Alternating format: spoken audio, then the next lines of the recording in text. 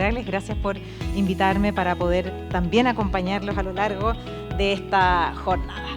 Bueno, en primer lugar, agradecemos a todas y a todos quienes están hoy día junto a nosotros y quienes nos han acompañado en esta versión de Expo MIN 2025. Agradecemos especialmente a nuestros auspiciadores, MyPass, Highvolution Chile, Itaú Corporate, Albe Marle, Unisan, Calidra, Nepox. Este evento, les quiero además adelantar, cuenta con interpretación simultánea, todo esto, gracias a traducciones remotas, expertos en soluciones y tecnologías multilingües, especializada también en eventos. Recuerden que para poder acceder al canal, a través del canal 10 en el plenario A y el canal 1 acá en el plenario B. Hoy seguimos con una programación distinta e interesante que se desarrolla en paneles que son paralelos en estas dos salas. Cada panel comienza con una exposición magistral de 10 minutos y luego da paso a conversación entre panelistas, expertos también en el tema, porque hace muy bien conversar. Es la mejor herramienta para poder construir y llegar a acuerdos. Así entonces, damos inicio a esta presentación sobre inversión y minería y tengo el agrado de presentar al señor Álvaro García. Él es ingeniero comercial de la Pontificia Universidad Católica de Chile, tiene un Master of Art y también un PhD en Economía de la Universidad de California en Berkeley y desempeñó distintos cargos públicos. Fue ministro de Economía, Energía y también estuvo en la SECPRES, en presidencia. Hoy es presidente de Colaboración Estratégica de Empresas Consultoras, así que sin más, dejo con ustedes y le doy la bienvenida a don Álvaro García.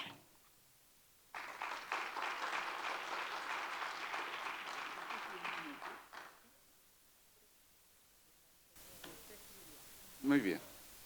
Muy buenos días. Muchas gracias por su presencia. Un gusto compartir con ustedes.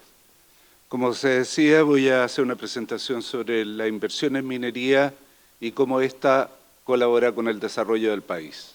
Recorreremos los temas de inversión, innovación, las dificultades que encuentran los proyectos para realizarse y cómo valora la ciudadanía la minería. Parto por el tema de inversión. La inversión en minería en Chile ha sido una plataforma crucial para el desarrollo del país. Entre 1990 y el año 2004, la producción minera se expandió 3,6 veces, el producto creció 2,8 veces, por lo tanto la producción minera creció bastante más que el producto, y las exportaciones, que fueron el motor de desarrollo de la economía en ese tiempo, también crecieron un poco menos que las exportaciones mineras. En resumen, las exportaciones mineras fueron el gran motor de crecimiento de la economía chilena entre 1990 y 2004, los años de mayor expansión de la economía chilena en su historia. Sin embargo, a partir del 2004, la producción minera se tiende a estancar y las exportaciones, se cuesta verlas en el gráfico, que crecían muy aceleradamente hasta el año 2008, empiezan a crecer menos que el producto y en los últimos años las exportaciones de cobre crecen aún menos que las exportaciones totales del país. Ese motor del crecimiento económico que tuvimos durante 15 a 18 años, dependiendo mucho del precio del cobre, se apaga y con eso se tiende a estancar el crecimiento económico del país. Mucho se ha hablado sobre lo poco que crecemos, menos se ha mencionado cuán relevante ha sido el rol de la minería en estimular el crecimiento y también en explicar la reducción en el ritmo de crecimiento. Sin embargo, ese periodo de relativo estancamiento, tanto en la producción como en la inversión minera, afortunadamente tiende a cambiar. El año pasado se invirtieron 4.300 millones de dólares en el sector minero chileno, la cifra más alta desde hace muchos años, y se proyecta que en los próximos años esa cifra va a seguir creciendo. Se supone que entre el año pasado y el próximo año la inversión minera debiera expandirse en un 20%. Si así ocurre, el crecimiento del Producto Nacional en su conjunto va a crecer 0,75, casi un punto más que ahora. Nos hemos quejado con fundamento de que el crecimiento es lento, poco más de 2% al año. Si esto ocurre, ya nos elevamos sobre el 3% al año, que es más que lo que el Banco Central proyecta como posible para Chile. Estamos en condiciones, por lo tanto, de recuperar el dinamismo de la minería y con eso el dinamismo de la economía en su conjunto. Pero la minería, por supuesto, ha impactado, como ya recién lo decía, el crecimiento de la economía, el crecimiento del empleo, de las exportaciones, y eso es particularmente cierto en las regiones mineras. Si uno mira las grandes compras que hace la minería, constata que el sector de construcción y obras es por lejos el principal. La minería no solo construye los yacimientos mineros, sino también la infraestructura vial que requieren, la infraestructura portuaria y crecientemente plantas desaladoras. Pero sin lugar a dudas, su mayor impacto para la economía chilena en su conjunto ha sido sus compras de energías renovables no convencionales que han crecido de manera exponencial y que tienen a Chile entre los principales productores del mundo de este tipo de energía, que además no solo abastecen a la minería, sino abren nuevas oportunidades como el hidrógeno verde, que podría ser un propulsor muy significativo del crecimiento económico. Así como ha tenido un muy positivo comportamiento en el desarrollo de la energía renovable, sus inversiones en desaladoras y puertos han adolecido, a mi juicio, de la requerida colaboración entre las empresas mineras. Se podría haber fortalecido la seguridad hídrica de regiones e incluso de compañías mineras si se hubieran integrado los esfuerzos de inversión. Afortunadamente eso ya empieza a ocurrir. Vemos la construcción de plantas multipropósito que no solo abastecen a la minería, sino también a otras actividades productivas. Decía que la minería vuelve a recuperar un rápido ritmo de inversión y por lo tanto nos abre una oportunidad para reemprender el crecimiento. Si uno mira el portafolio de inversiones para los próximos años, hay 83.000 millones de dólares. Les recuerdo que el PIB que logramos el 23 era 4.000, o sea, estamos hablando de 20 veces más lo que se invirtió el año 23, que implicaría un aumento del 26% en la producción minera si todos estos proyectos se desarrollan. Les recuerdo que con 20% la economía se expande casi un punto adicional, por lo tanto el impacto que esto puede tener en la economía chilena es de extraordinaria magnitud. El desafío para nosotros es aprovechar esta oportunidad. Por cierto, hay desafíos pendientes. Los proyectos mineros se demoran excesivo tiempo en aprobarse y por lo tanto ponen en riesgo la materialización de estas inversiones. La economía mundial está pasando por momentos de incertidumbre que afectan el crecimiento de los principales demandantes de minerales, tanto China como Estados Unidos. No se prevé, ni así lo ha demostrado el precio, que el consumo caiga, sino por el contrario, pero la incertidumbre sin lugar a duda ha crecido. El desafío es cómo nosotros aprovechamos esta oportunidad y lo primero que requerimos es estar de acuerdo en qué es lo que queremos hacer. Chile cuenta con una estrategia nacional de minería que es de las pocas cosas que ha logrado traspasar gobiernos. El inicio del diseño de la estrategia se inició durante el gobierno de la presidenta Bachelet, su segundo gobierno. La estrategia propiamente tal se desarrolló durante el gobierno del presidente Piñera y se oficializó, se hizo pública y formal durante el actual gobierno. Por lo tanto, 3 gobiernos de distintos signos han logrado mantener una visión común sobre lo que hay que hacer con la minería chilena. Sin embargo, a mi juicio, esa visión común resta por implementarse. No ha hecho carne en el conjunto de actores que se debe movilizar. Probablemente son las empresas mineras las que han estado más a tono con la estrategia, pero las dificultades que vemos en el sector público para aprobar proyectos, por ejemplo, sigue tan pendiente como antes. El desarrollo de proveedores tecnológicos, que es una iniciativa crucial de la estrategia, sigue como un desafío pendiente.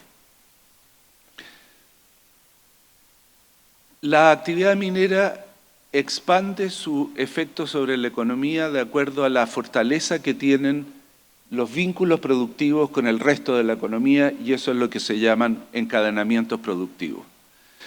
Si miramos, nos comparamos con otros países mineros como Australia y Canadá, comprobamos que los encadenamientos hacia atrás, las compras de las empresas mineras, son casi tan fuertes como en Australia y Canadá. Si miramos hacia adelante, sin embargo, tenemos una diferencia muy significativa con Australia y Canadá. Esto tiene mucho que ver con la falta de refinación de los productos mineros y con la elaboración de productos manufacturados. Sin embargo, si miramos a Australia y Canadá en mayor profundidad, particularmente el sector proveedor de la minería en ambos países, vemos que este no solo provee a la minería, sino que ha sido capaz de exportar esos productos al resto del mundo y proveer también a otros sectores productivos. Por lo tanto, si incorporamos en estos cálculos al sector proveedor de la minería, vemos que en Australia los vínculos hacia atrás crecen muy significativamente, y en Canadá aún más significativamente, porque no solo venden ya la minería, sino al resto del mundo minero y al resto del aparato productivo en ambos países. Por lo tanto, los encadenamientos productivos en ambos países son superiores a los chilenos, entre un 20 y un 50%, dependiendo cómo se le mide. Esto significa que la actividad minera se multiplica casi por un 50% más en esos países que en el nuestro. Y como vamos a ver, eso tiene un enorme impacto en el aprecio que la ciudadanía tiene sobre la minería, porque como es un sector muy intensivo en capital, su efecto empleo es relativamente limitado, pero el efecto empleo de los proveedores no lo es. En Australia, por ejemplo, solo los proveedores tecnológicos de la minería multiplican por 2 el efecto empleo del sector minero en Australia. ¿Qué es lo que nos distingue entonces? No tanto cuánto compra la minería en Chile, sino qué compra. La minería en Australia y Canadá compra productos mucho más sofisticados y por lo tanto que son capaces de penetrar mercados internacionales más efectivamente que en Chile. Y eso depende básicamente de cuánto invierte la minería en innovación, junto a sus proveedores. Y esta es una de las grandes falencias que tiene el sector minero en Chile. Si uno ve cuánto invierte en innovación en relación a su producto, en Chile es menos del 1%, en Australia y Canadá esa cifra se multiplica entre 3 y 4 veces. Si uno mira cuánto invierte por tonelada producida en innovación, las diferencias son de 10 a 20 veces entre Chile y el resto del mundo. E incluso si uno mira cuánto invierte la minería en innovación respecto de otros sectores productivos en Chile, también su rezago es extraordinariamente significativo. En el sector minero es menos del 1% y en el sector agrícola, industrial, de telecomunicaciones es sobre el 3%. Aclaro, sin embargo, que estas cifras son del año 2018, la única encuesta de innovación que en Chile existe. Puede ser que haya mejorado la situación, pero el camino que resta por mejorar es de extraordinaria significancia. Como decía, no hay solo una diferencia en los niveles de inversión, sino en qué se invierte. En Australia y Canadá el acento está puesto en el desarrollo de nuevas tecnologías, muy concentrado en los proveedores en el caso de Australia y muy concentrado en tecnologías de la información y tecnologías para la sostenibilidad en el caso de Canadá. Por lo tanto, no tenemos solo niveles de inversión como diferencia, sino que hacia dónde se orienta esa inversión.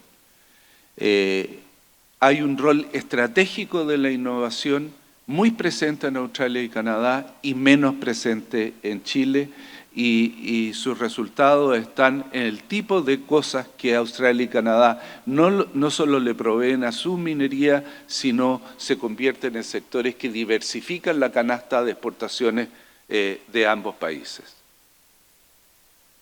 Requerimos, por lo tanto, una visión estratégica de hacia dónde debe expandirse los vínculos productivos de la minería.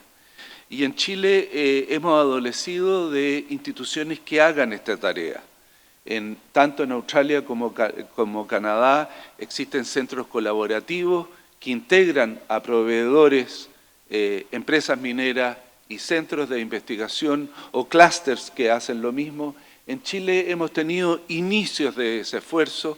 El programa Alta Ley, el programa Expande de Corfo busca eso, pero en un nivel, a una escala muy reducida.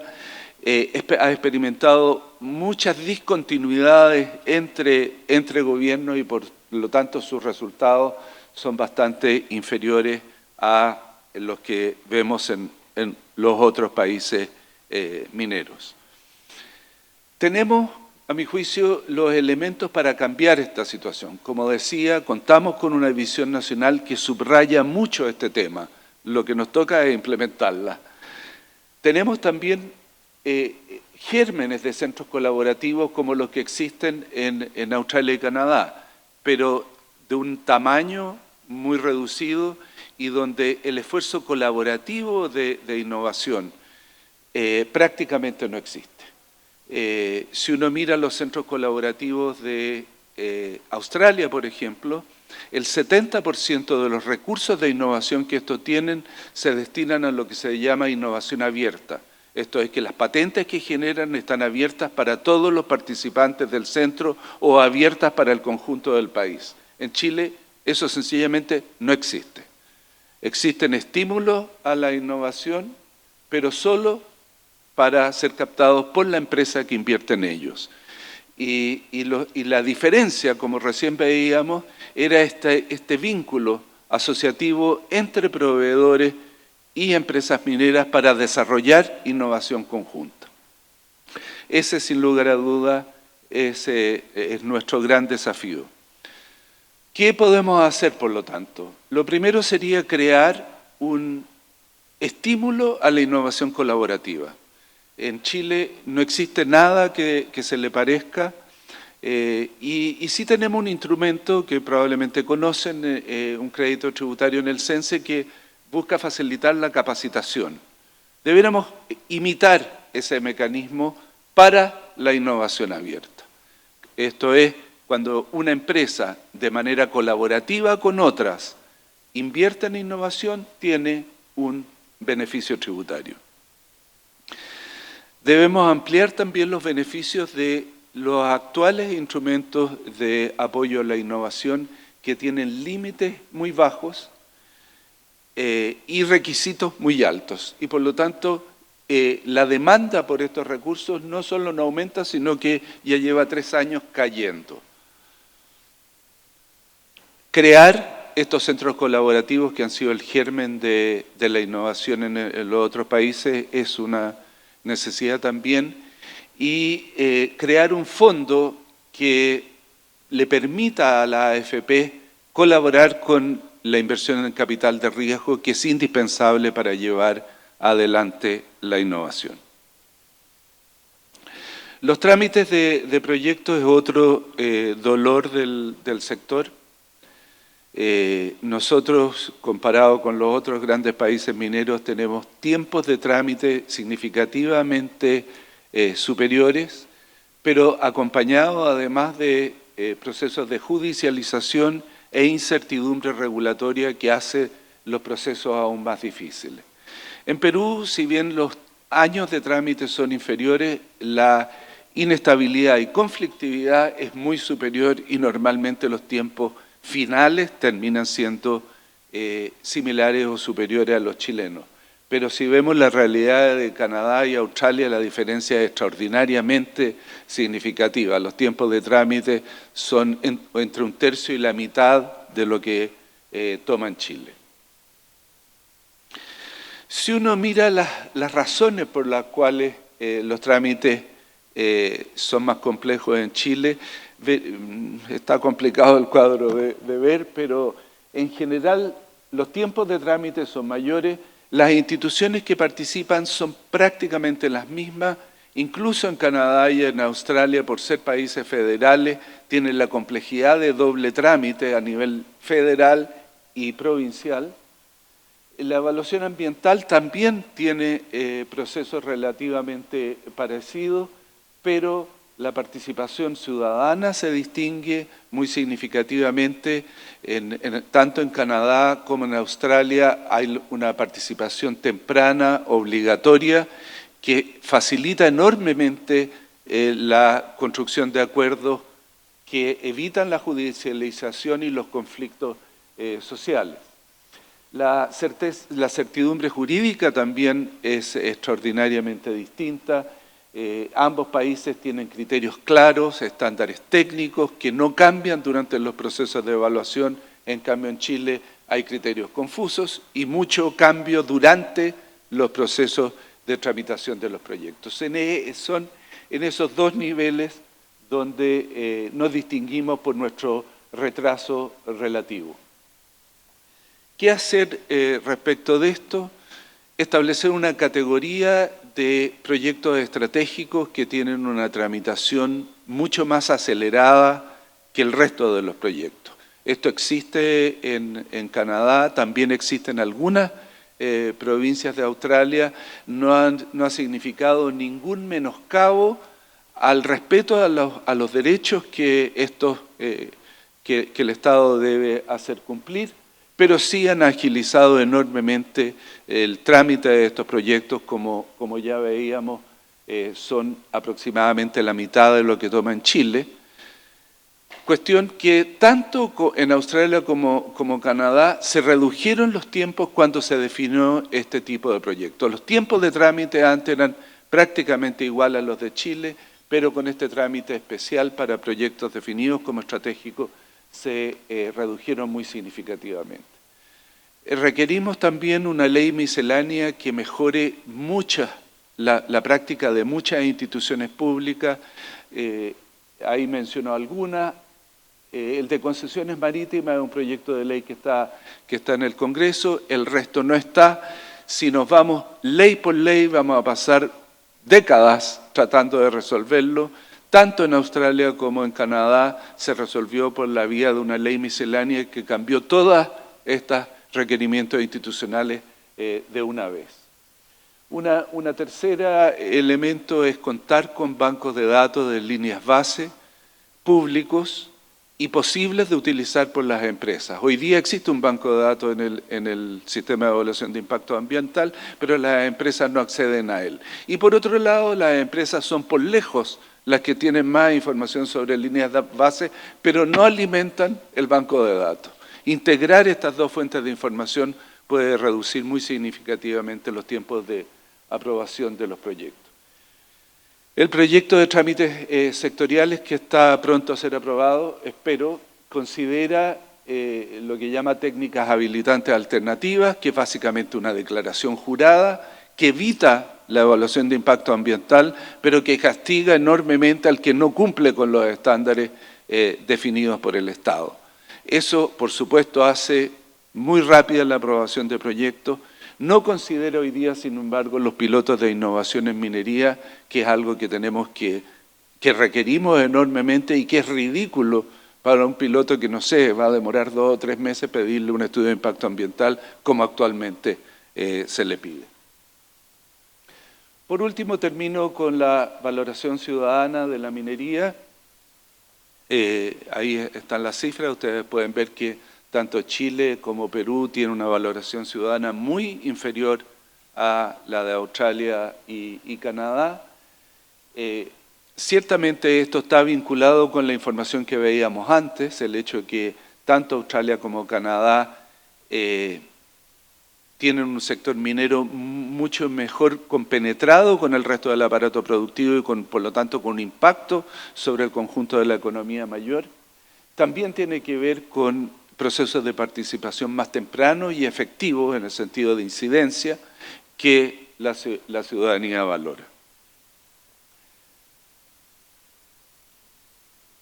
Me salto esto y termino señalando que, a mi juicio, en este terreno sí ha habido una evolución muy positiva en Chile. Hay muy buenas prácticas que el país requiere y que se pueden generalizar. El Estado acaba de crear una institucionalidad de diálogo temprano que es voluntaria por el momento, acuerdos voluntarios de participación temprana se llama, y Cerro Colorado de BHP es la primera actividad minera que aprovecha este instrumento.